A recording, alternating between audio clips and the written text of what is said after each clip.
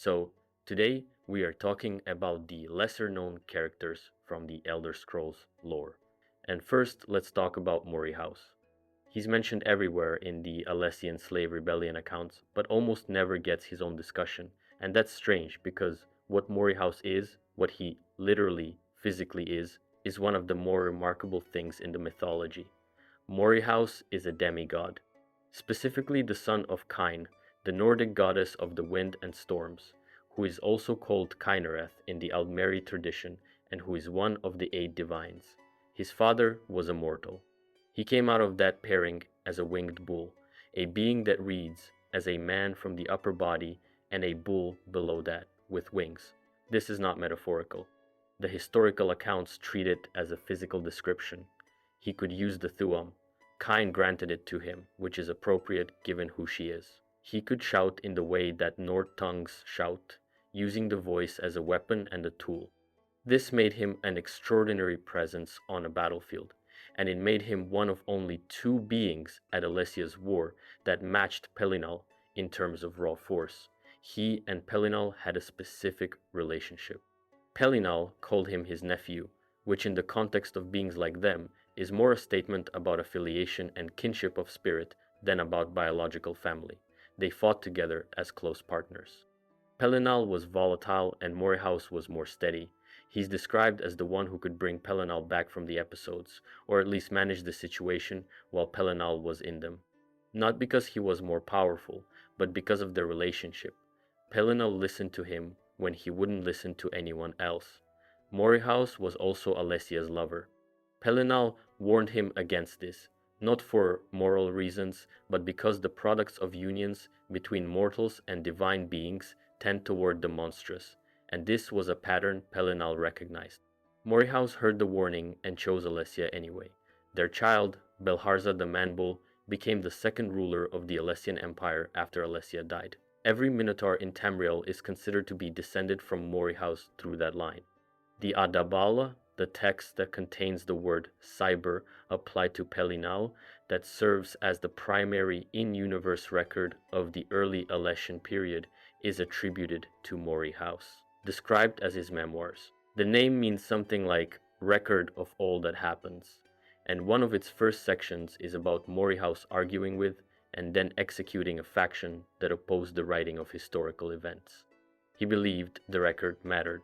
He put considerable effort into ensuring it survived. He outlived Alessia.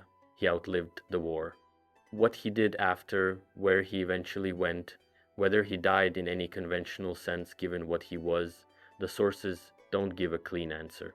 He's one of those figures who fades out of the historical record rather than ending clearly. The mythology just stops mentioning him, which is its own kind of ending for someone who spent his life being recorded. Second, let's do Umaril the Unfeathered. The name alone is a statement. Unfeathered because of his wings. He was half Aelid, half divine, born of an Aelid mother and a father who was an Et Ada, one of the primordial spirits. That divine parentage made him something between mortal and god, not fully either. And, on top of that, his alliance with the Daedric prince Meridia, whom the Aelids worshipped, had granted him a form of immortality. If his body was killed, his spirit would not go where mortal souls go. It would go to Meridia's realm, reform, and eventually return.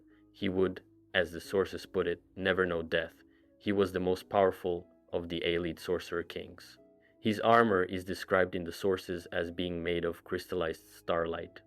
In the Elder Scrolls context, this is probably meant, at least somewhat literally, the Aelid had access to material science and magical techniques that are almost entirely gone now. Something that could be called crystallized starlight probably was exactly that, worked into solid form by people who understood dimensional and magical physics that no one alive remembers. Pelinal killed him. And the effort of doing it, of killing a man who was half divine, which by all rights should have been impossible, broke Pelinal. He was already wounded badly enough that when the remaining Aelid swarmed him in the aftermath, he couldn't fight back. The greatest warrior of his era, possibly any era, died because killing Umaril used up everything he had left. But Umaril's half-divine nature meant that killing him was not the same as ending him.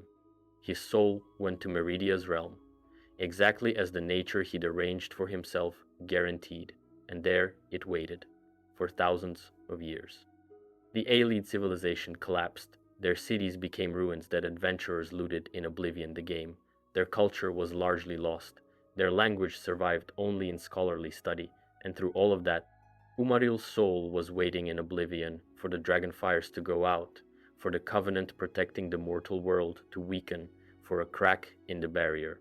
The dragonfires went out during the events of Oblivion, and Umaril came back, thousands of years later, still wanting what he'd wanted before his first death, to destroy the gods whose champion had killed him.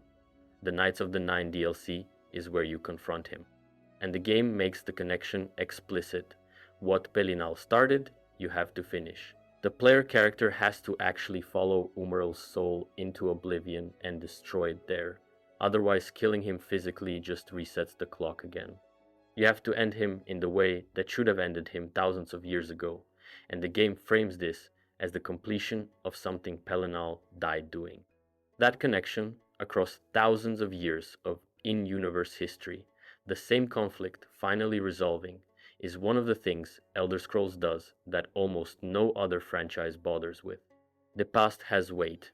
What people started in the first era still matters in the third. Third, let's look at Veloth. While the Alessian Rebellion was reshaping Cyrodiil, something completely different was happening in the Somerset Isles, and it started with a sermon. A prophet named Veloth was preaching to the Aldmeri, the original elves of the Somerset Isles, who were the common ancestors of every elven race on Tamriel except the Dwemer. The Aldmeri had a very specific structure. They worshipped the Aedra, the spirits who had sacrificed portions of themselves to create the mortal world, and they had a social hierarchy built on bloodline and magical purity. They were, in every specific sense, conservative, invested in maintaining the structure they had, the order that had existed for as long as anyone could remember. Veloth was preaching the opposite. His argument was not that the Daedra were good people. He wasn't making that case. His argument was that the Daedra were honest in a way the Aedra were not. The Daedra, the spirits who hadn't given anything of themselves to create the mortal world, who stayed in Oblivion and kept their power, were what they appeared to be. They made no claims about sacrifice. They didn't maintain the fiction of benevolent detachment while actually operating through indirect influence. When a Daedric prince wanted something, they said so. When they were angry, it was visible. There was a kind of transparency to that, Veloth argued, that made working with them more honest than trying to petition gods who'd withdrawn from the world and communicated only through second-hand interpretation. He was also preaching something the Aldmeri establishment found even more dangerous: spiritual individualism. The idea that you shouldn't just follow the religion of your bloodline, that you should seek your own relationship with the divine based on what you found to be true. This was not an idea the Aldmeri hierarchy was willing to tolerate. You don't question the structure. You don't make personal choices about who to worship. The structure is the protection. The structure is the identity. They branded Veloth a heretic. They branded his followers heretics. And it became clear over time that they were not going to survive in the Somerset Isles as anything other than criminals. So Veloth let them out. He led a group of Aldmeri, people who had made the choice to follow his teaching, across the sea and into a place that nobody else had really wanted. A large, volcanic landmass, hot, ashy in places, dotted with lava pools and giant fungi and indigenous creatures that were not friendly. But it was not the Somerset Isles, which was the most important quality it had. The journey changed them. More accurately, the generation raised in that new place changed. The exile had done something to them.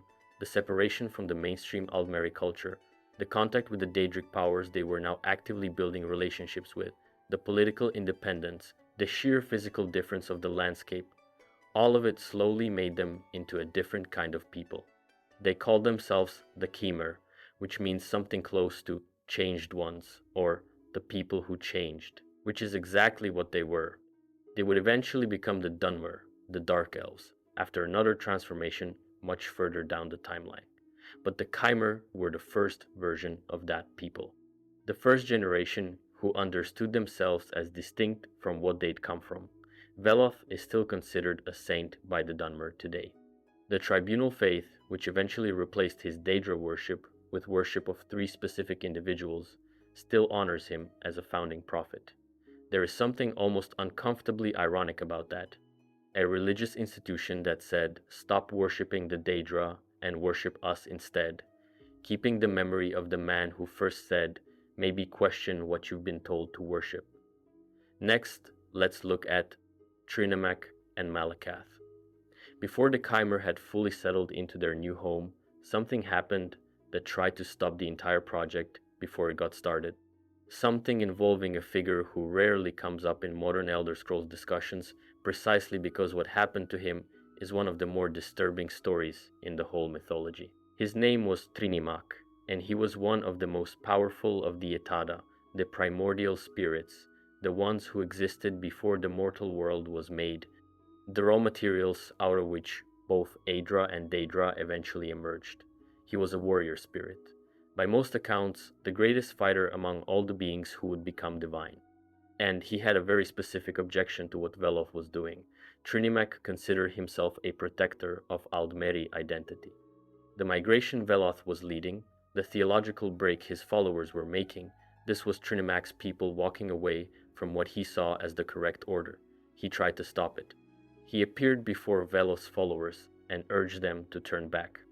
He used his considerable authority among the Aldmeri to apply pressure. He was, by all the evidence we have, a serious obstacle to the entire project. And then Boethia intervened. Boethia is the Daedric prince of political struggle, treachery, and the kind of challenge that forces you to become something new or destroys you completely. Her sphere tilts toward the people who fight against suppression, which, if you're looking at Veloth's followers being expelled from their homeland for their beliefs, is exactly the situation she'd have an interest in. She took a side. What she did to Trinimac is described in the in-game book called Boethia's Pillars. She challenged him, she defeated him. And then, the text is quite explicit, she consumed him. She took him inside herself. She wore him like a garment. She used his voice to speak with his people and to disrupt the opposition that was organizing against Veloth's migration. When she had finished with this, she released what remained of Trinimac. And what came out was not Trinimac anymore, not the same being, something new, shaped by the violation and by whatever process Boethia had put him through, broken in a very particular way, contaminated in a very particular way. Whatever made Trinimac had been changed or destroyed or replaced with something that used the same material but organized it differently. What came out of Boethia became Malacath, the Daedric prince of the spurned, the ostracized, the outcast. His sphere is people who have been rejected and failed and cast outside the circle of belonging. People who carry a wound that won't heal. People who have been defined by others as lesser and have had to find a way to live with that. His people, Trinimac's followers, who had been watching, were changed too. The proximity to what happened, the contamination spreading outward from what Boethia had done, transformed them physically and spiritually. They became the Orsimer, the Orcs, the pariah folk, which is literally what Orsimer means. The strange part of this story, and this is a part that even serious lore scholars argue about, is whether Trinimac and Malacath are actually the same entity. The obvious reading is that Trinimac was transformed and became Malacath, but some scholars argue that what Boethia did was so thorough that it actually destroyed Trinimac as a continuous being. That the entity that came out of Boethia is genuinely a different entity, assembled from the residue of Trinimac, but not him in any continuous way that matters philosophically, the evidence for this is subtle but real. There are prayers to Trinimac that seem to get answered. There are Altmer communities who worship him still and report genuine contact. Something is responding to Trinimac's name.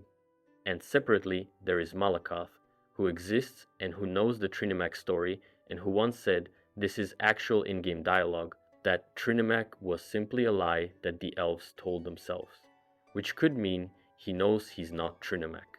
or could mean he's been disconnected for so long he genuinely doesn't experience the continuity, or could mean something about divine identity and how beings like him work that our linear understanding of selfhood can't fully map onto. The Elder Scrolls builds a lot on the idea that the rules of identity that apply to mortals don't necessarily apply to divine beings, that two things can be the same and different simultaneously in ways that aren't contradictions so much as features of existence at that level. Next, let's look at Kagrenac. The Chimer settled into Morrowind. They built their culture on the volcanic rock and around the giant mushrooms. They argued and occasionally fought with the Dwemer, the Deep Elves, who were already there, occupying the underground spaces with their steam-powered civilization. There was enough tension to keep both sides alert, and enough mutual interest in not constantly being at war that they developed a fragile coexistence. And then, a genius made a mistake, or maybe made a success. Nobody knows which. Kagrenac was the chief tonal architect of the Dwemer. That title means something very specific. He understood tonal architecture better than anyone alive in his era. Tonal architecture was the Dwemer system of magic, not gestures and incantations, not drawing energy from personal will or from ley lines. Sound, mathematics expressed as vibration. Precise frequencies applied to material reality until reality did what you told it to. They built their brass constructs with it. They carved their cities into solid rock with it. They created entirely new materials and compounds with it. They ran their steam networks with it at a level of precision that the people who study Dwemer ruins today are still trying to reverse engineer. It was simultaneously a science and a magic, which suited the Dwemer perfectly. They were deeply, philosophically skeptical of anything they couldn't measure and repeat. Kagrenac was the best they had, and he found something. Under Red Mountain, the great volcano at the center of what would become Vvardenfell, there was something buried. Something that didn't register in any category Kagrenac had ever worked with. Dense with a kind of power that tonal architecture could interact with but not explain. Something that seemed to be both part of the world and fundamentally alien to it, as though it had come from somewhere outside the normal material of existence. It was the heart of Lorkhan. Lorkhan's story is one of the foundational myths of the Elder Scrolls. He was one of the Etada, one of the primordial spirits, and he had an ambition. He wanted to create a mortal world. He went to the other spirits, the ones who would become the Aedra, and he made his case. Some he persuaded, some he tricked. Some probably didn't fully understand what they were agreeing to, but he got them to sacrifice portions of themselves, their power, their autonomy, their ability to directly interact with anything outside their own diminished spheres, and from that sacrifice the mortal world was made. When the Aedra realized what had actually happened, that they'd given away so much of themselves that many of them could no longer directly touch the world, that they were reduced and weakened in ways they hadn't fully understood when they agreed, they were furious. They caught Lorkhan, they killed him. They ripped his body apart and scattered the pieces across the void. His heart specifically came to Tamriel, buried itself deep under Red Mountain, and became a stone of immense latent divine power. For Kagrenac, this was an opportunity on a scale that exceeded anything else he could imagine. He had found a battery of divine power sitting under a mountain. He could interact with it through tonal architecture. He could attune to it, extract from it, redirect it.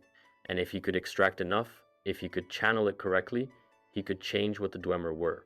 He could transform his entire race from mortal beings with impressive technology into something that death couldn't reach. He spent years building 3 tools to make this work. Sunder, a hammer. Its purpose was to strike the heart in precisely tuned ways, causing it to release its power in controlled, measurable increments, not a crude blow. A tuned impact, like striking a bell at the exact frequency that produces the note you want. Keening, a blade. Once Sunder had released power from the heart, Keening directed and shaped it. A lens for divine energy, a tool for turning raw power into something specific. Wraithguard, a gauntlet. Because handling the kind of power that Sunder and Keening were working with, without a buffer, would obliterate whoever was using them instantly.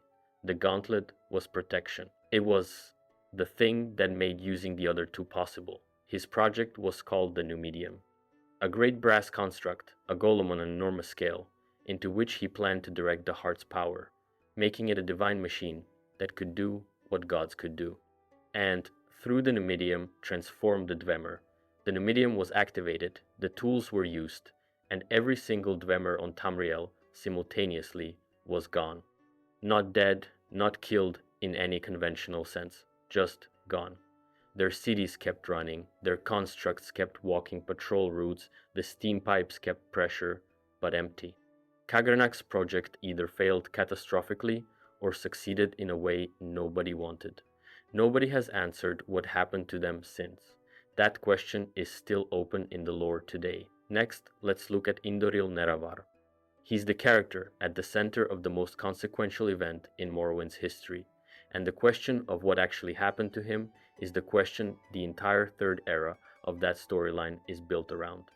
Indoril Nerevar, also called Nerevar Moon and Star, Nerevar the Captain, the Hortator, was the greatest Chimer warrior of his age, but calling him a warrior undersells what he actually was. He was a unifier. The Chimer great houses were not inclined toward cooperation. They had their own interests, their own feuds, their own views on how Morrowind should be governed. Nerevar managed to bring them together into something coherent enough to function as a collective military and political force. He also built a friendship with Dumag Dumakulam, the Dwemer king, called the Dwarf King, that should not have worked. Cross-cultural trust between Chimer and Dwemer was not common. The two peoples coexisted, but they had deep theological and philosophical differences, and a history of tension. Nerevar and Dumag made a pact. Neither side would act against the other without communication. No surprises, no unilateral action. They talked. When Nerevar heard what Kagrenac was doing, that the Dwemer were building toward using the heart of Lorkhan to transform themselves, he went to Dumag. He explained what he'd learned. He said this had to stop. Dumag either didn't know the full extent of what Kagrenac was doing, or he knew and believed it was too important to stop, or he knew and felt that stopping it was outside his authority as king. The accounts don't agree on which of these is true. What he did not do was stop it, and Nerevar, who had made a pact based on communication and good faith, understood this as betrayal. The Battle of Red Mountain happened. Chimer forces and Dwemer forces met in the shadow of the volcano. Nerevar won, Dumag died, and then the Dwemer disappeared. After the battle, Nerevar had Kagrenac's tools, and he made a decision: leave the heart alone. He made his three closest advisors, Vivek, Almalexia, and Sotha Sil, swear an oath to Azura that none of them would use the tools in the way the Dwemer had. Then he died. That's where the history splits into completely contradictory accounts. The Tribunal's version says he died of wounds from the battle. The Ashlander oral tradition says the Tribunal murdered him, that they wanted the heart's power, and he was the only person who would have enforced the oath. So they killed him or deliberately let him die when they could have saved him. And then they broke the oath anyway and used the tools to make themselves gods. The truth of this is the question that hangs over all of Morrowind. You can't resolve it by the end of the game. You can get very close to a position, but Nerevar himself isn't there to ask, and everyone who was present at his death either benefits from a particular version of events or has been dead for 3,000 years. What Azura promised when the Tribunal broke the oath, Nerevar would return. She said this directly. That's the Nerevarine prophecy. The entire main quest of Morrowind is the fulfillment of what a goddess promised on the day of Nerevar's death. Every plot event in that game is downstream from what happened to one man on a battlefield. Next, let's look at Alandro Sul. He's a ghost. He's tied to a shield. He doesn't have a questline or a faction or a shrine. He's barely a footnote in any discussion of Elder Scrolls lore. And he's also the reason the Ashlander version of what happened at Red Mountain survived at all. His name was Alandro Sul, and he was Nerevar's shield bearer. That's not a metaphorical title. He carried Nerevar's shield. He was close enough to Nerevar in battle to be the person physically holding the protection between Nerevar's body and whatever was coming at it. And he was at Red Mountain. He was there for whatever happened. After the battle, after Nerevar died or was killed, Alandro Sul didn't leave. He bound himself to the shield, not through necromancy, not through any formal magical process, but through the kind of refusal that grief and anger can generate in someone who has enough of both and enough of whatever quality allows that kind of anchoring. He made himself into a spirit tied to the shield, and he stayed. The Ashlanders, the nomadic Dwemer who never accepted the tribunal's authority, who kept the old ways, preserved his account. They kept the shield. They treated Alandro Sul's testimony as sacred witness, because what he represented was the only first-hand account of Red Mountain that wasn't coming from the people who stood to benefit from a particular version of events. In Morrowind, you can find him. You can have the conversation, and what he tells you matches, in the specific details that can be checked against other evidence, in ways that the tribunal's account doesn't quite manage. He's not neutral.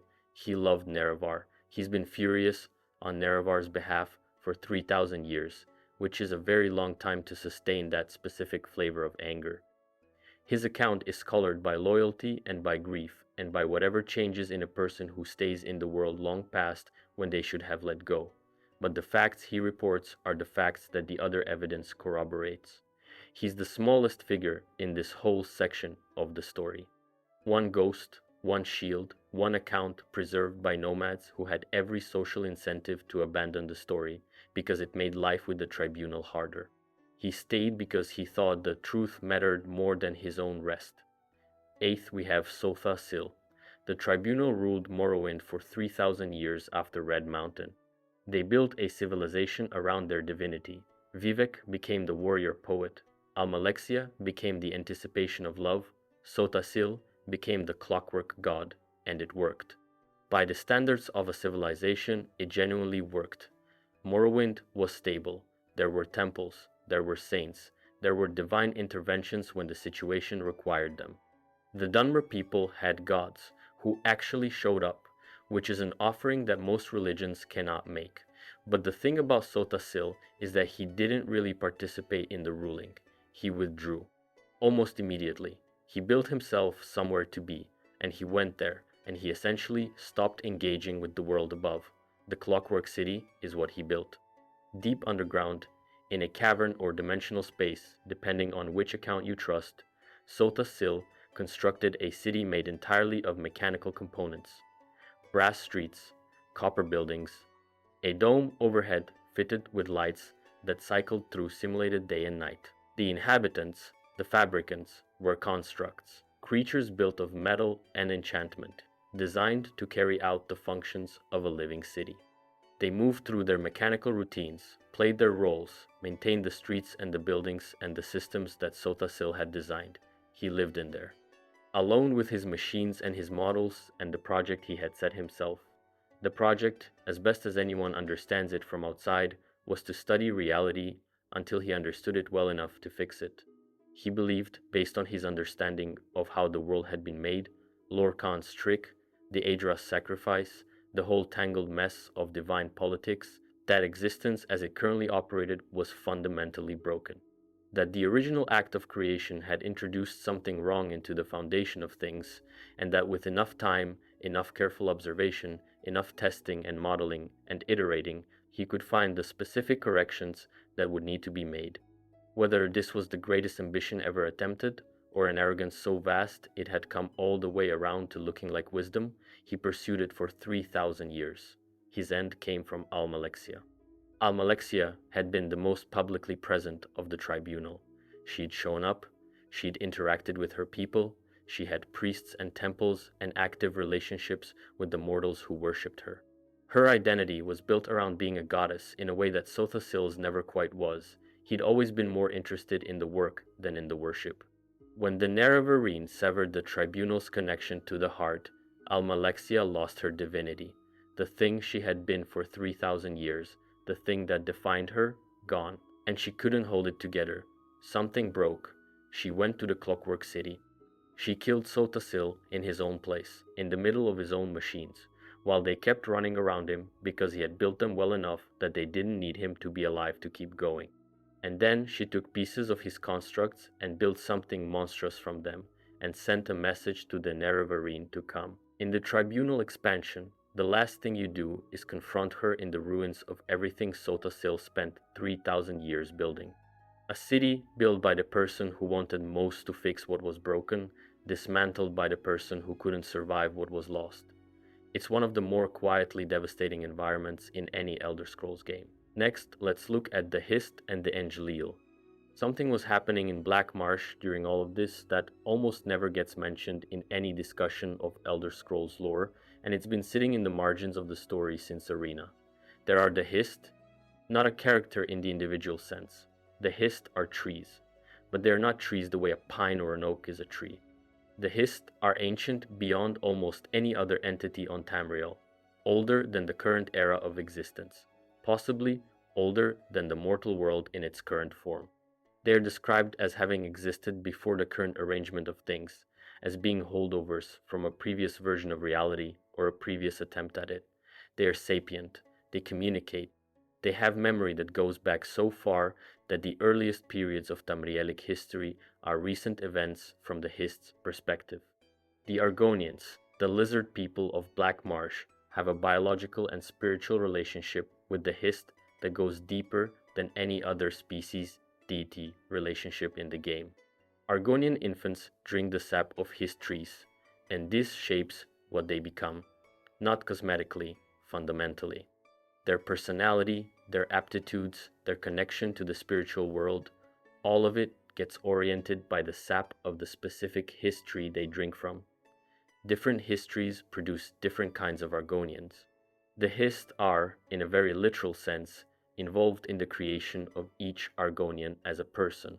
The Hist also communicate across great distances. They share information between individual trees. They have collective awareness and collective decision-making in a way that makes a single history both a complete individual and part of something much larger. When the Hist collectively decide something, it propagates through the network, and individual trees act on it. This is where the An-Xileel come in. The An-Xileel were an Argonian political faction that emerged during the events of ESO, during the period when Molag Bal, the Daedric prince of domination and slavery, was attempting to pull Tamriel into his realm of Cold Harbor in an event called the Plane Meld. The Hist looked at what was happening, evaluated the threat, and responded through their chosen instrument, the An-Xileel. The An-Xileel were essentially the Hist's war council, their army, their direct response to what was threatening to happen to the world. And the Hist's decision about how to respond was not help the Alliance stop this, it was flood Black Marsh with our people and hold the territory. Let the other races deal with what's happening outside. They pulled Argonians back from the other Alliance factions. They fortified. They made a specific cold-blooded calculation about what the Hist needed to survive and did that, regardless of what everyone else was trying to accomplish. The Argonians who were part of the An-Xileel were not cruel. They were not unmoved by what was happening to the other peoples of Tamriel. But they were operating on Hist directives, and the Hist's priority was Hist survival, and the Hist had been around long enough to make that calculation without sentiment. What makes the Hist particularly interesting in the context of everything else in Elder Scrolls lore is that they don't fit into the usual categories. They're not Aedra, they're not Daedra, they're not sapient mortals in any conventional sense. There's something that existed before and alongside the usual framework of existence, old enough that the framework had to accommodate them rather than them fitting into it. Next, let's look at Mannimarco. A man named Mannimarco decided he was not going to accept the fact that he was going to die. That sounds simple. The lengths he went to are not simple at all. He was gifted, enormously so. He trained at the Sigic Order, the very old and very secretive magical organization that operates from the Isle of Artaeum, which has this quality of disappearing from the physical world for centuries at a time and then reappearing as though nothing unusual had happened. The Sigic Order knew things that most mages had forgotten existed. Mannimarco took in everything they had to teach.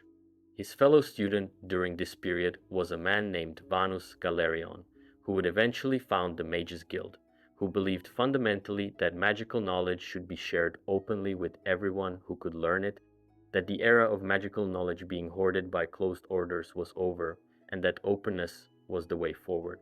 They were rivals from essentially the beginning of their time together, because their philosophies were opposed in ways that couldn't be bridged by professional courtesy. Galerian's interest was in accessibility. Mannimarco's interest was in necromancy, and specifically in what necromancy could do to a living person who was willing to apply it to themselves. The Sijic order tolerated this longer than you might expect. Understanding necromancy is legitimate magical study, but Mannimarco went further. He wasn't just studying necromancy academically. He was developing methods of applying necromantic energy to himself while still living. He was finding ways to tap into the energies that animated his undead subjects and using them to preserve himself. He was beginning to become something that was not quite a normal living person anymore, and was not quite dead. They expelled him. He had crossed a line they wouldn't follow him over. He did not stop. He continued, now without institutional support, working through the specific problem of how to complete the transformation that the Sijic order had expelled him for starting. And he completed it. He turned himself into a lich, the first lich by most accounts. The first person to deliberately transform themselves from a mortal mage into an undead being through sustained magical work. He kept his intelligence. He kept his memory. He kept his personality and his ambitions and his long-standing grievances. He lost everything biological about himself over time, becoming the king of worms. He founded the Order of the Black Worm, the Worm Cult, which operated as a secret organization throughout Tamriel for centuries afterward. He recruited other mages who wanted what he'd found, the extension of life beyond its natural end. He built a power structure in the shadows that ran parallel to the Mages Guild that Galerian had built in the light. His rivalry with Galerian lasted their entire active lives. Galerian died as a mortal mage. Mannimarco kept going. He appears as an active villain in Arena and in Daggerfall, which puts him as a functioning presence across multiple eras. He had been scheming and building for centuries by the time any of those games begin. And then something strange happened during the events of Daggerfall that the lore calls the Warp in the West, that concept of a dragon break, linear time shattering, multiple contradictory outcomes all occurring simultaneously. The new medium, Kagrenac's great brass construct, was activated, and when it went off, the energies involved caused a temporal rupture. In one of the simultaneous outcomes of that rupture, Mannimarco was caught up in the energies and transformed further than he'd ever managed on his own. He ascended, not to a lich's kind of power, not to the modest extension of personal mortality that the worm cult offered its members. He became a god, the god of worms. A divine entity on the level of the Daedric princess, with his own sphere and his own power and his own place in the hierarchy of existence. So there are two Mannimarcos after the warp in the West. The version who became divine exists somewhere in the plains, having achieved something that no mortal before him ever managed. The version of the timeline where that outcome didn't happen is the Mannimarco you meet in Oblivion, still a lich, still the king of worms, still running the worm cult. In Skyrim, the worm cult is still active, still operating, having outlasted whatever happened to their founder personally because he built it well enough to keep going on its own. Next, let's look at Reman Cyrodiil. After Pelinal and Alessia's war, after the fall of Eilidh power, the First Empire rose, then fell. There were centuries of fragmentation, competing kingdoms, no central authority strong enough to hold Cyrodiil together. And then the Akaviri invaded. The Akaviri are the people from the continent east of Tamriel. The dominant group among them are the Tsaiski, people described in ways that suggest they're part human and part something else, something serpentine. They came to Tamriel in a massive invasion force and swept across the continent. They were stopped at a place called Sancretor, a sacred site in Cyrodiil. And what stopped them was a child who might have been born in the most unusual way in Tamrielic history. The sources get very poetic here, which usually means something is being described that the normal vocabulary of history doesn't capture well. What they say is that a warlord named Hrol went to Sancretor seeking the spirit of Alessia, because he was desperate, because the Akaviri were overrunning everything. he found something at that sacred place. Whether it was Alesha's ghost, or the land itself, or both in some way that the usual categories don't separate out, the sources don't agree. What came from that encounter was a child. A child who emerged either fully formed from the earth or was born to a woman named Sedyenna who had been at Sancretor that day, depending on which account you read. A child who, as an infant, shouted the word Cyrodiil with such force that the ground shook around him. When the Akaviri commanders encountered this child, they stopped, they knelt. Because they had come to Tamriel looking for the Dragonborn, the person with the dragon's soul, with the Tuum that worked at the most fundamental level of reality, and they recognized what they were looking at. An infant wielding the Tuum was not a thing that happened without significance. Reman Cyrodiil, which is what the child was called, did not drive the Akaviri out. He absorbed them. The invasion force that had been tearing through Cyrodiil became his personal army, the Dragon Guard, dedicated to protecting the Emperor and hunting actual dragons. That is an extraordinary pivot for an invasion force to make, and it speaks to either the most extraordinary diplomatic skill in history or to something about Reman himself that made the choice feel obvious to the people making it. His dynasty, the Reman dynasty, the Second Empire, lasted through 4 generations. They attempted to conquer Morrowind, one of the great sustained military failures in Tamrielic history, throwing army after army against the Dwemer and the Tribunal, and not managing to break either. Reman III was assassinated. His son Julek died in the same plot. The dynasty ended, and what filled the power vacuum was unusual. Next, let's look at Versidue-Shaie.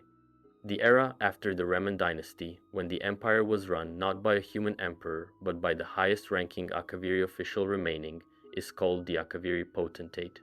Versidue-Shaie was the first potentate. He was a Tsaiski, which means he looked like a person from the waist up and something else below that, the exact nature of which accounts describe inconsistently.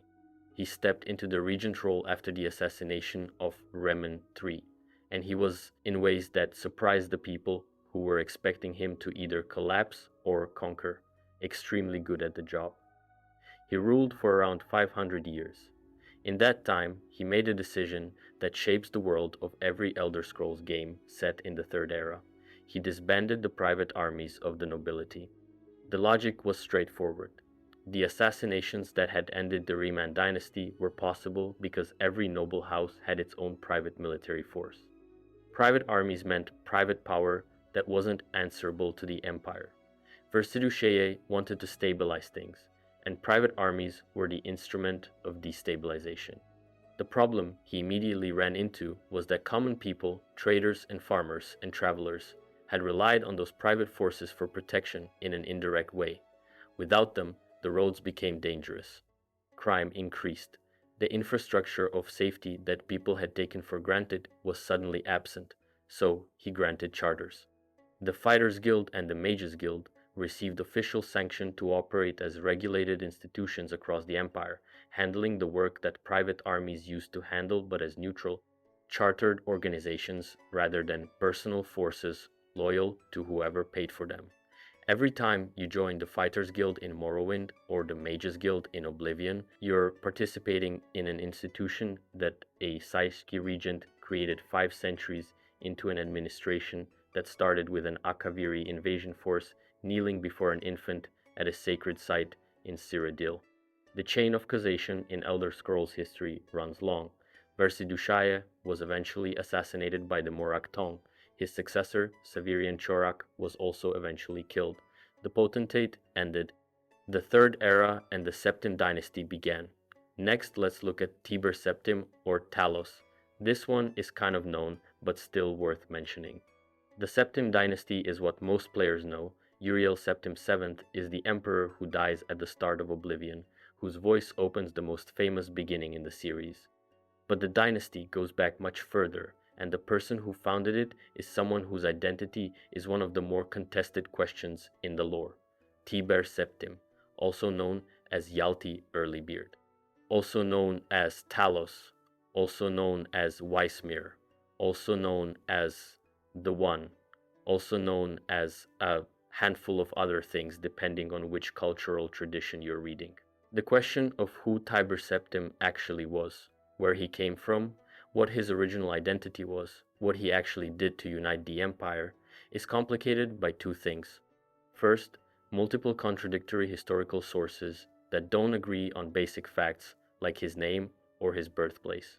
Second, the active deification of him after his death, which tends to smooth over the messy parts of a person's actual history. What the accounts do agree on, he was a general who rose to become emperor. He could use the Thu'um. He completed the reconquest of Tamriel and established the Third Empire. He obtained and activated the Numidium, which was how his military campaign succeeded where everyone else's had failed. He eventually became Talos, one of the 9 divines, the divine man among gods, worshipped as an Aedra after his death. The more interesting part is the theory that Tiber Septim was not a single person, that what became Tiber Septim was actually a merger. Multiple identities, multiple people's power, compressed or unified into a single being through processes that are very Elder Scrolls in their nature. The first candidate for this merger is Hjalti Earlybeard, which some accounts give as his original Nord name from before he was the emperor. A man who came from a small place in High Rock or Atmora depending on the source, who had genuine ability with the Thu'um, who worked his way up through military ranks in a period when Tamriel was fragmented and a sufficiently skilled and charismatic military commander could go very far. The second candidate is Wulfharth the Ash King, an ancient Nord ruler, also called Ysmir, incredibly powerful, associated with multiple deaths and resurrections. He comes up in connection with Tiber Septim's campaign in ways that are not easily explained by he was just around and helped out. The merger theory, worked out by in-universe scholars in books you can read in the games, suggests that Tiber Septim's ascent to divinity was not just a single man becoming a god through achievement and worship. It was the coalescence of multiple powerful identities into a single being, the sum becoming more than the parts, the combination achieving apotheosis in a way that none of the components could have managed alone. Talos is divine in the Skyrim world in a way that has real consequences. He stops the flow of souls to Molag Bal during the events of ESO. His worship is the political flashpoint of the Aldmeri Dominion's control over the Empire. His Amulet of Kings was the instrument through which the covenant with Akatosh held. He is functionally divine regardless of what you think about the theory of his composition. But the possibility that Talos is a singular achievement made from multiple people, that divinity was assembled rather than achieved, that possibility is in the lore. It sits there. It changes what you're looking at when you see a shrine. Next is Wulfharth, Zurin Arctus, and the Underking. 3 names: Wulfharth, Zurin Arctus, the Underking.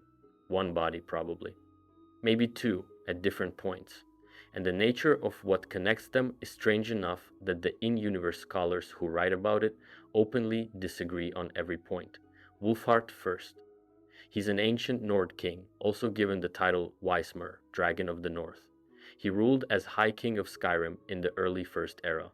He was killed and resurrected multiple times during his life, not through necromancy, but through his own power and through intervention by forces that seemed to be divine or nearly so. His tomb was so powerful that he could not speak normally. The ordinary sound of his voice, when he was trying to say something mundane, carried force behind it that the world reacted to. He had to whisper. Everything, all the time, because otherwise he'd accidentally shout through a wall while asking for directions. This is not a figure of speech.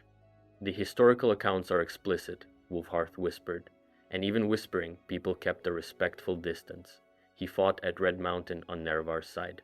He's in accounts of that period that otherwise focus on Khymer and Dwemer, appearing as this outside force that shows up, does significant things, and then the accounts get confused about what happened to him after. He comes up again much later, during Tiber Septim's campaign. By this point, by any normal accounting, Wulfharth should have been dead for centuries. But in-universe methods of bringing back ancient heroes through specific burial rites are described as functional. Tiber Septim either used such a rite, or Wulfharth came back on his own, or something else happened that the sources describe in ways that don't fully commit to any single explanation.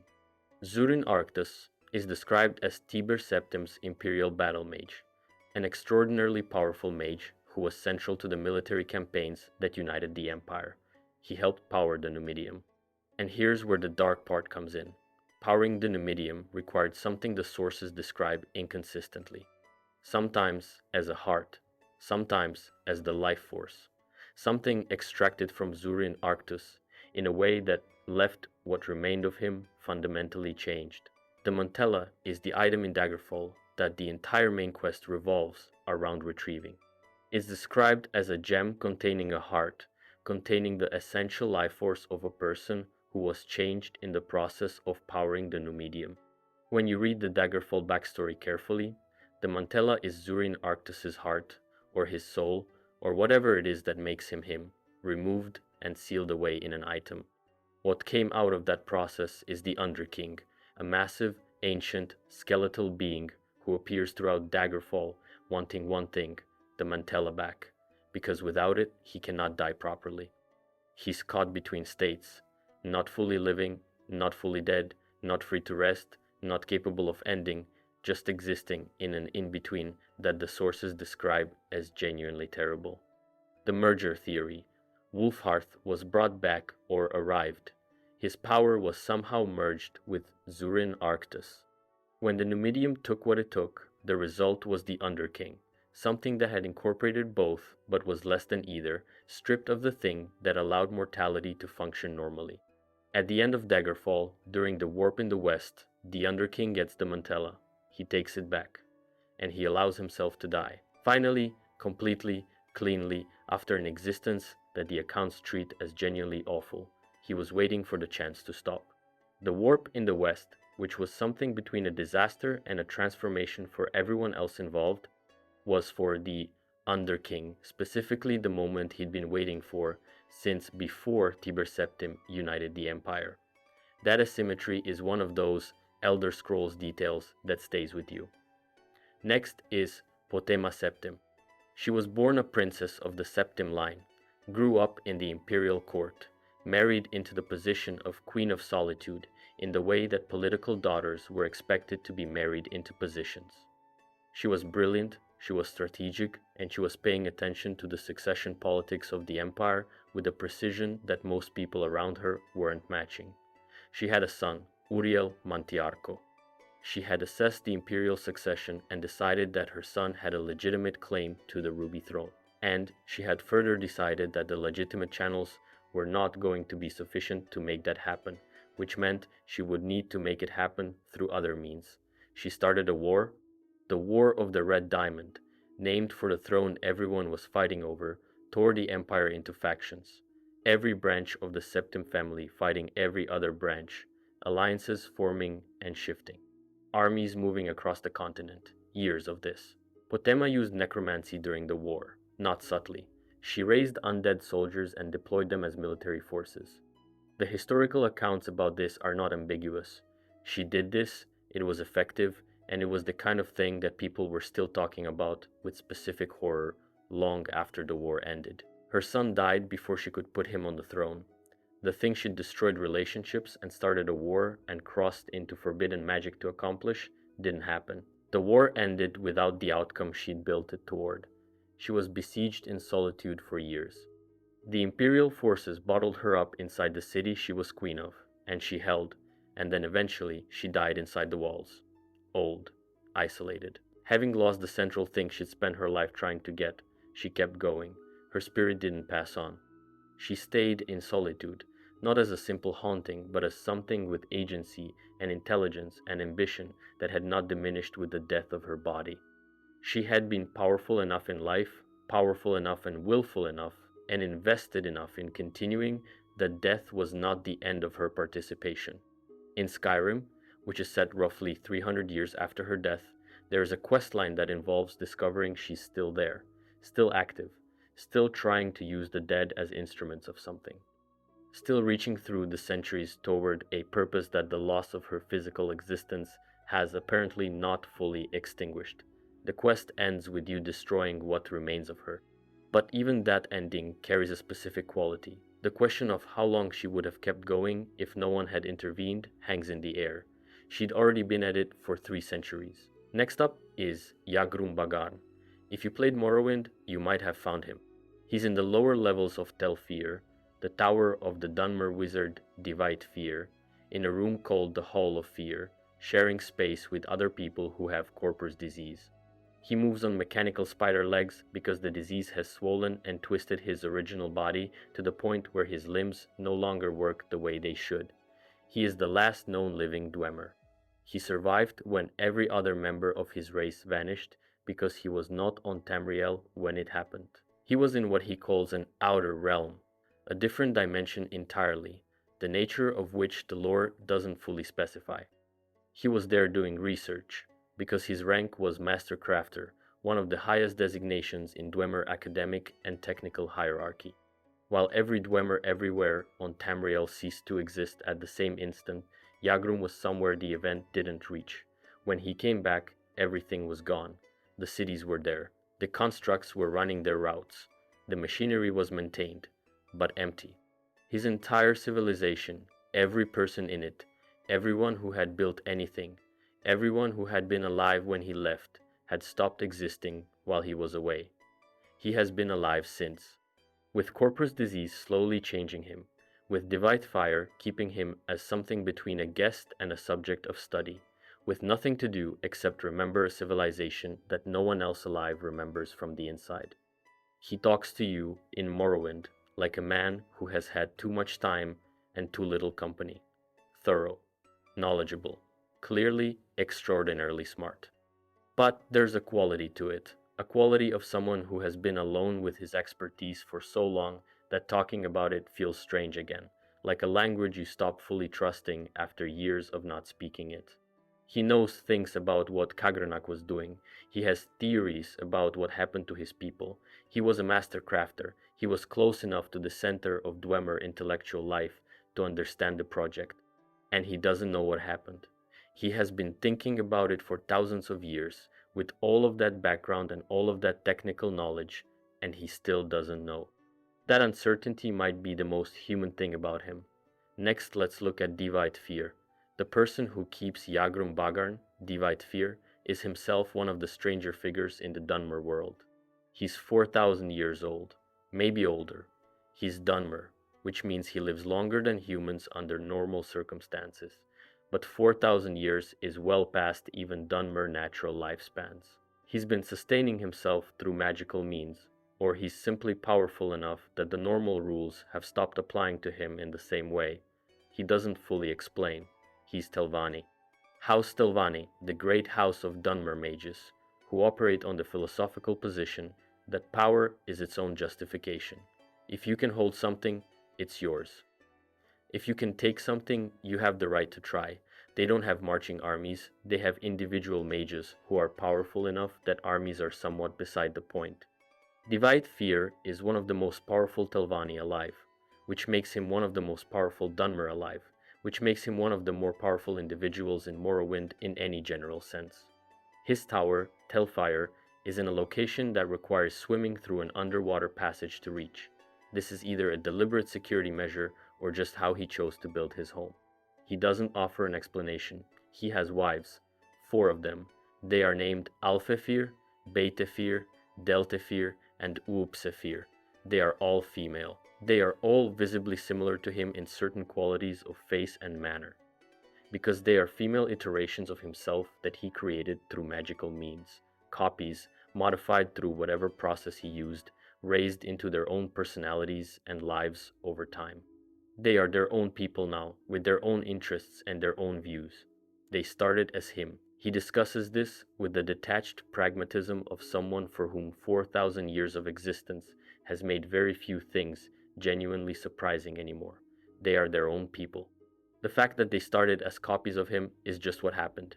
He seems genuinely fond of them, which is perhaps the most disarming part of the whole thing. He appears in the Dragonborn DLC in Skyrim, still alive, still operating from a tower, still doing his own research, still that same quality of calm detachment that makes him slightly unsettling even when he's being entirely cooperative. 3 eras of history have happened around him, and he has continued through all of them. Next, we have one of the lesser known Daedra, which is Peryite. On the subject of Daedric princes who are misunderstood, and not misunderstood in the sympathetic sense, but literally not understood correctly, Peryite is the one almost nobody worships. The Oblivion Shrine questlines cover 15 Daedric princes. Peryite is not among them. His followers exist across Tamriel but are sparse and unorganized enough that they don't appear in any significant way in most of the games. His sphere is Pestilence. That word is doing a lot of work in a direction that most people reading it don't follow. Peryite's sphere is not disease for the sake of cruelty. His sphere is natural order, the hierarchy of nature, the systems through which the natural world maintains itself. Parasites and hosts, predators and prey, disease as population regulation, decay as the mechanism that feeds new life, the cycle of consumption and transformation that the natural world runs on constantly, invisibly, without concern for any individual element of itself. He's the overseer of that system. He maintains the hierarchy.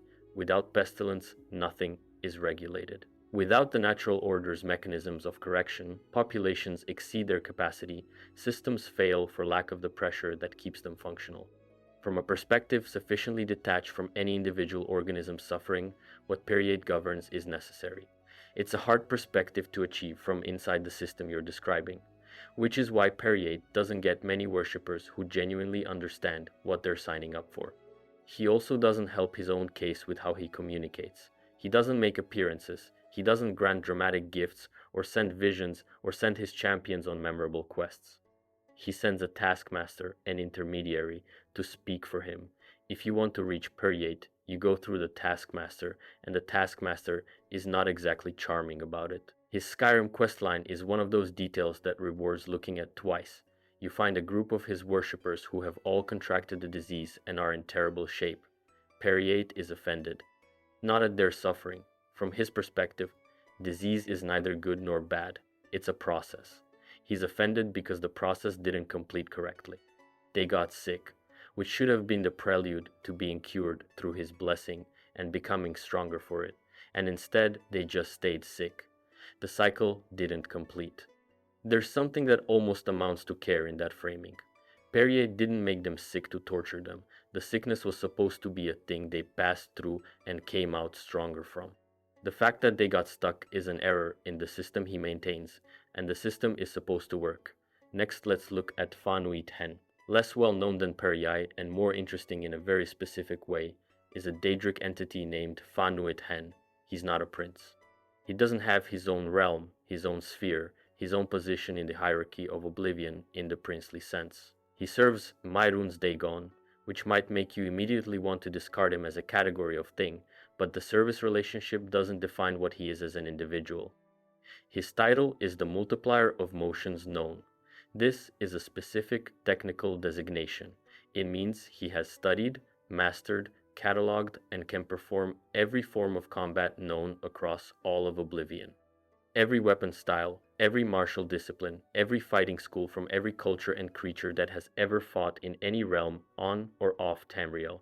He has collected them. He has built on them. He has combined and developed them until what he contains is a library of physical conflict that goes far beyond what any single practitioner, mortal or otherwise, could accumulate in one life or one immortal existence. He runs an arena in the Deadlands, Mehrunes Dagon's realm of destruction and fire. But not for entertainment. The arena is pedagogical. He evaluates warriors. He gives them opponents from traditions they haven't faced before.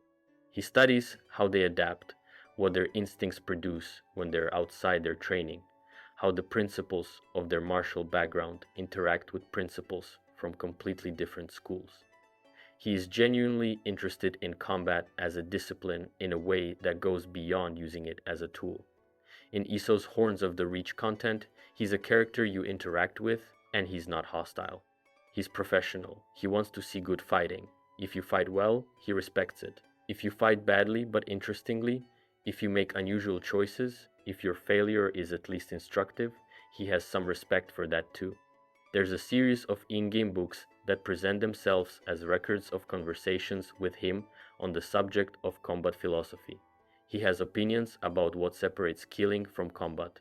about what mastery of a discipline actually means at the level where it stops feeling like technique and starts feeling like something else, about whether conflict has meaning beyond its immediate physical stakes.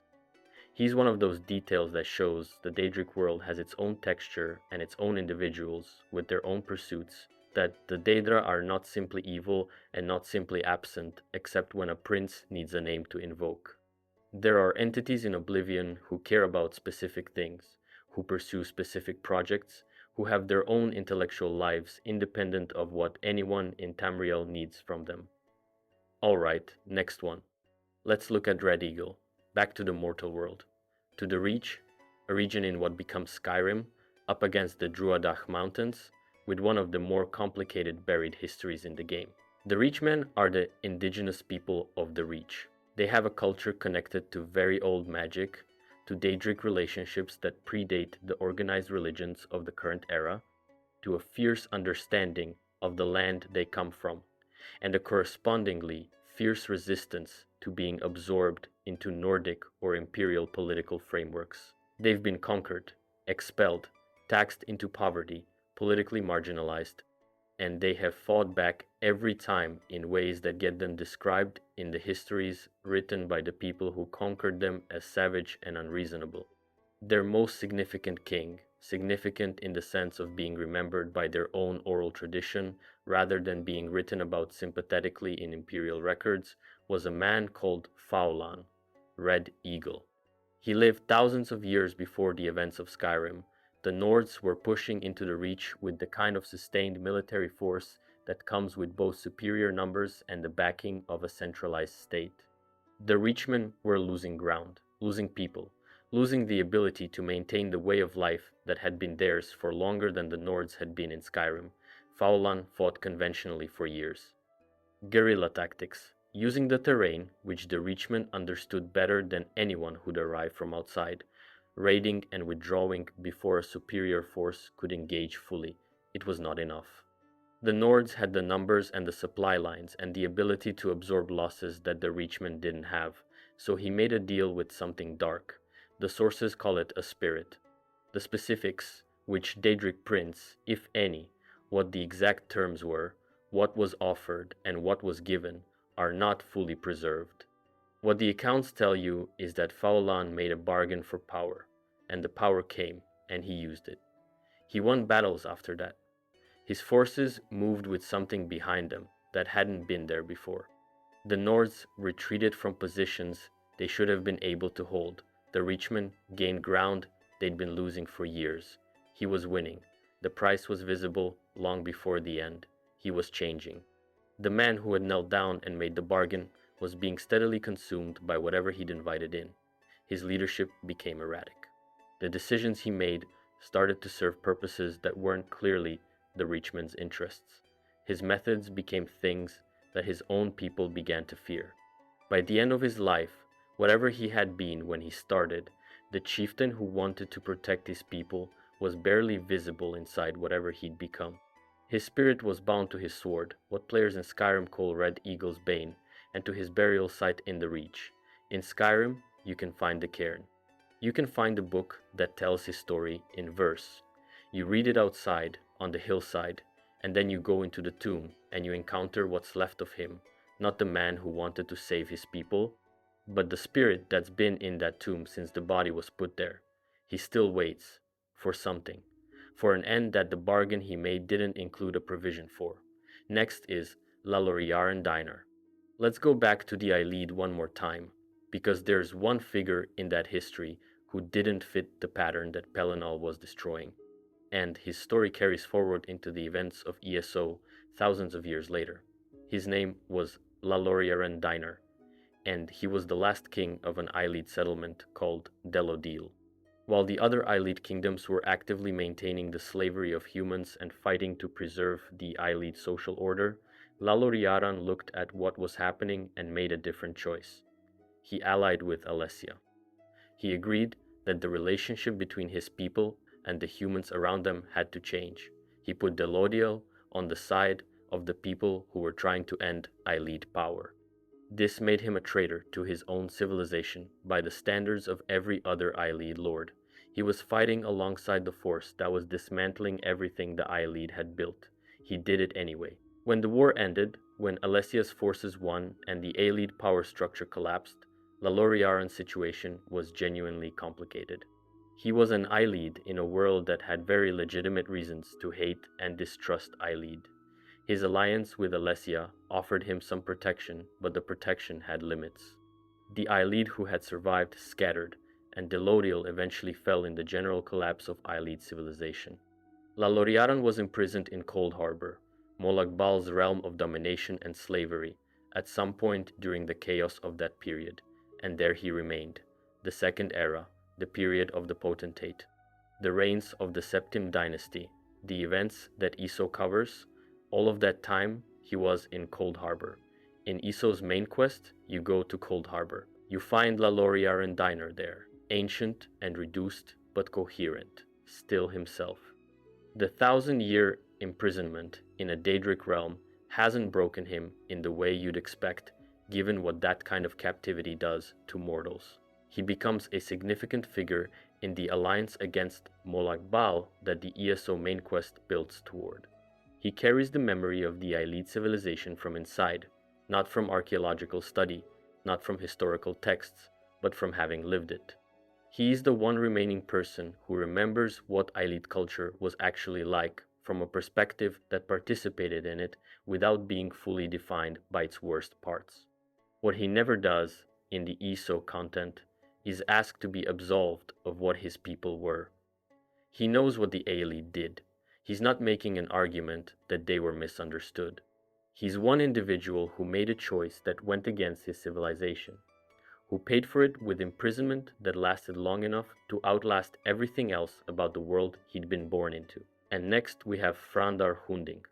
There's a figure from Redguard history who almost never comes up in discussions of the Elder Scrolls mythology because Hammerfell doesn't get the same treatment as Morrowind or Cyrodiil in terms of how much the games directly engage with its history. But this person's influence on Redguard culture is so foundational that understanding it reframes what the Redguards actually are as a people. His name was Frandar Hunding, and he was a warrior philosopher. That combination isn't unusual in many cultures, but the specific way Hunding practiced both changed a civilization. The Redguards are not from Tamriel originally. They came from a continent called Yokuda, far to the west, and the story of how they got to Tamriel is partly the story of Hunding. On Yokuda, he was born into the sword-singing tradition, the Anse, the warrior mystics whose mastery of the blade had become something almost spiritual. The Ragada, which is where the word Redguard eventually comes from, referred to the warrior wave that would later cross the ocean, but the tradition they drew from was the one Hunding shaped. Hunding made that tradition more deliberate. He wrote a book, the Book of Circles. And this is not hyperbole. The Book of Circles is one of the most culturally significant texts in the entire Elder Scrolls world, and almost nobody outside of Hammerfell lore discussions knows it exists. It is a comprehensive philosophy of sword fighting, written by a man who had spent his entire life studying, practicing, and teaching it. But philosophy of sword fighting, in Hunding's framework, means something broader than technique. He wrote about how the principles of combat, economy of motion, reading an opponent's intention before they move, the difference between reaction and anticipation, the management of aggression, are also principles for navigating any kind of conflict or decision. The sword is the teaching tool. What it teaches applies everywhere. His school of swordsmanship is connected to a Redguard deity or manifestation called Hunding, the make-way god, who appears when the Redguard people need to push through an obstacle that seems impassable. Hunding doesn't have a fixed form. Hunding is whoever, at a given moment, is making the way for their people. Hunding fulfilled that role in his time. He won 90 duels. At that point, he considered himself to have reached the limit of what combat could teach him, and he retreated, went to a cave on Hatu Mountain, and spent 30 years writing the Book of Circles in peace. He expected to stay there. Emperor Hira interrupted him. Hira had decided to exterminate the sword singers. They were too independent, too politically dangerous, too capable of organized resistance to a ruler who needed no rivals. Hunding's son Divayth came up the mountain with word of what was happening, and Hunding had to decide whether to come back down and fight. He was reluctant. He'd spent 30 years thinking about what violence costs. Divayth, whose mother had been killed by Hira's men, was not interested in negotiations. They argued in the cave. Hunding eventually came down. The battle at the foot of Hatu Mountain is called the War of the Singers. Hunding's forces were outnumbered enormously, over 300,000 of Hira's army, against far fewer Singers. The Singers won. More than 300,000 of Hira's soldiers died. Fewer than 20,000 Singers survived, and Hunding, having won, led what remained of his people to the sea. They sailed from the port city of Arch, crossed the Eltharic Ocean, and made landfall in what would become Hammerfell.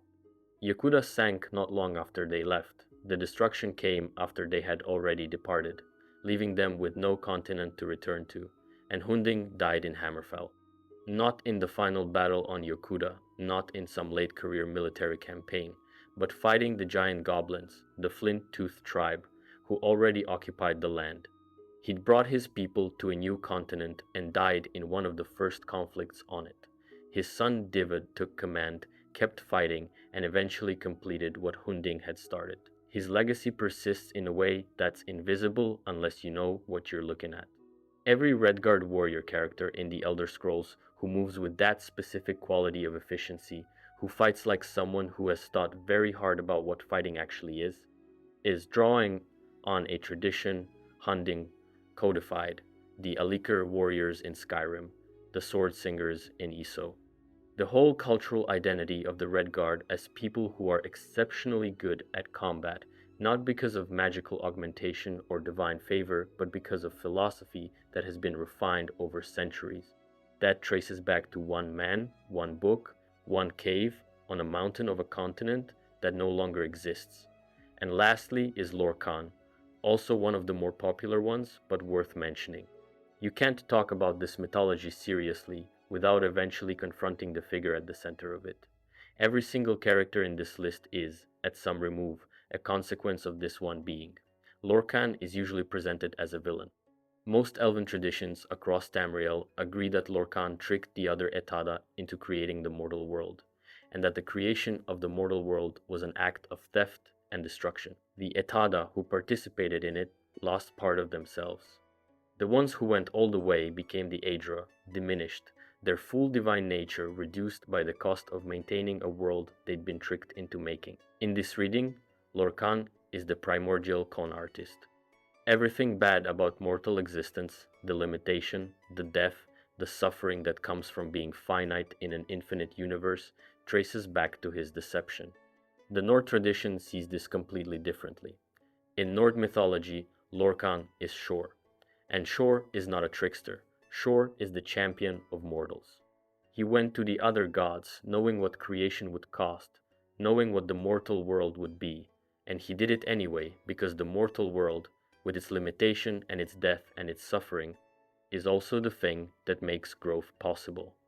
Finite lives mean stakes. Stakes mean meaning. Without death, there's no urgency.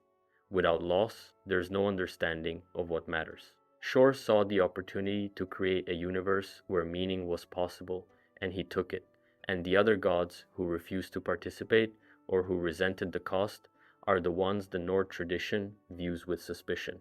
This is not just a cultural difference in mythology, it's a direct contradiction about the nature of the founding act of existence. Both can be true. Or, and this is the direction the more interesting pieces of Elder Scrolls metaphysics push, maybe they're both true in some way that doesn't resolve neatly into one being right and the other being wrong. His heart ended up in Tamriel, buried deep under Red Mountain. Kagrenac found it. The Dwemer disappeared because of what Kagrenac tried to do with it. Dagoth Ur's entire existence is a consequence of what the Tribunal did with it after that.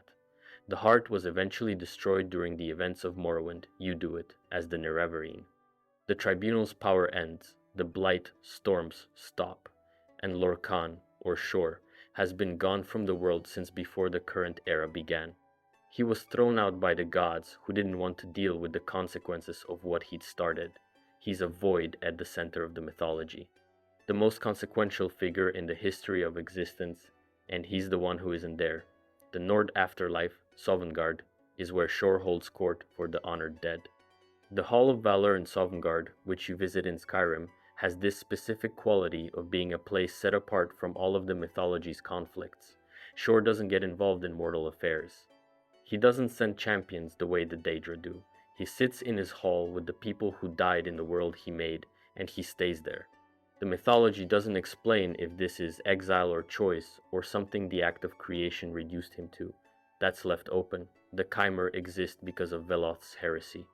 Veloth's heresy was possible because mortals exist. Mortals exist because of Lorkhan. The Dwemer existed because of Lorkhan's heart. Kagrenac's tools were made because the heart existed. Nerevar died because of what Kagrenac's tools led to. The tribunal rose because Nerevar fell, and all of it traces back to a choice made by a being who is no longer present to ask about it. Every character in this whole list is, at some remove, a consequence of Lorkhan. There are dozens more. The Elder Scrolls has been building this mythology with enough care that you can spend years in the margins and keep finding things that change how you read what you thought you understood. Laloriaran Dynar is an ESO if you want to meet the last Eilid ally. Red Eagle is in his cairn if you want to see what the bargain looks like after thousands of years. The Hist are in Black Marsh doing whatever the Hist have been doing for longer than the current version of the world has existed. The Underking finally rested. Laloriaran Dynar outlasted everything that defined him. And somewhere in Black Marsh, the Hist are still doing what the Hist have always been doing, older than the question, older than anyone left to ask it.